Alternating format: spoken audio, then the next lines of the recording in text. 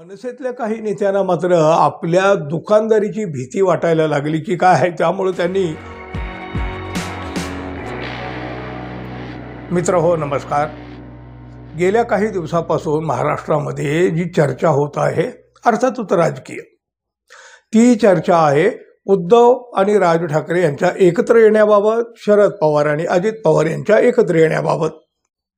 या दोन्ही परिवारामध्ये सर्वाधिक चर्चा आणि सर्वाधिक उत्सुकता राहिली ती ठाकरे बंधूंच्या एकत्र येण्याची.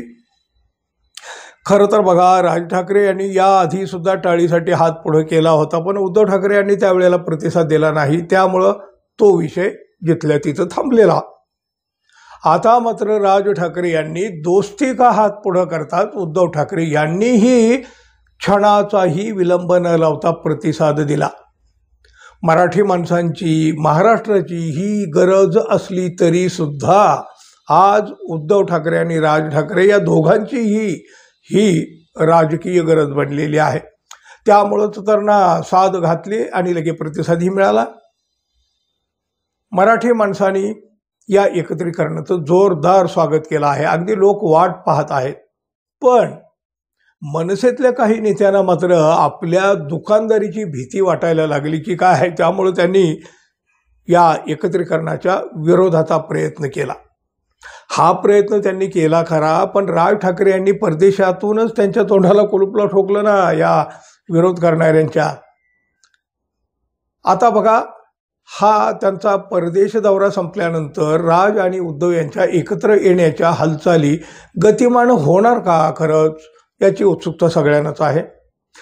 विशेषतः महायुतीचे नेते यावर बारीक लक्ष ठेवून आहेत, कारण हे दोन बंधू एकत्र येण्याचा सगळ्यात मोठा धोका तर महायुतीला आहे ना हो. हे एकत्रीकरण घडू नये अशी तर त्यांची मनोमनी इच्छा असणार. त्यामुळे कोणी म्हणतं ठाकरे बंधू एकत्र येऊ शकत नाही, तर कोणी म्हणतं दोघं भाऊभाऊ आहेत एकत्र आले तर आम्हाला आनंद आहे वगैरे वगैरे. पण हे बोलताना सुद्धा त्यांच्या चेहऱ्यावरच्या रेषा मात्र वेगळंच बोलत असतात. शब्द आणि देहबोली यामध्ये खूप मोठा फरक असतो.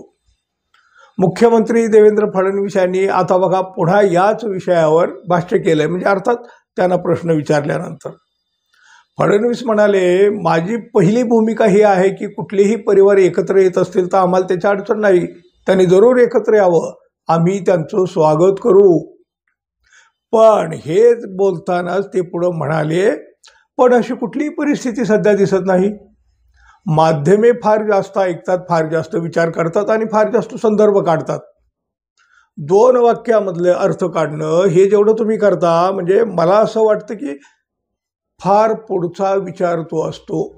आता तरी मी स्पष्टपणे सांगतो, काय जे काय चाललेलं असेल, आता तरी अशा प्रकारच्या रिअलाइनमेंटची मला कुठलीही परिस्थिती दिसत नाही. म्हणजे देवेंद्र फडणवीस यांना असं म्हणायचं आहे की राज आणि उद्धव ठाकरे भविष्यात कधी एकत्र येतील नाही येतील, पण एवढ्यात तरी ते दोन बंधूचं मिलन होणं नाही. दोन्ही बंधू तयार असताना सुद्धा देवेंद्र फडणवीस कशाच्या आधारावर एवढी ठाम ग्वाही देत आहेत हे अजिबात समजत नाही. हा दावा करण्यापाठीमागे त्यांचं काही वेगळं राजकारण आहे की काय, असा संशय काहीच्या मनात आहे. कुणाला वाटतं त्यांचं हे विधान एका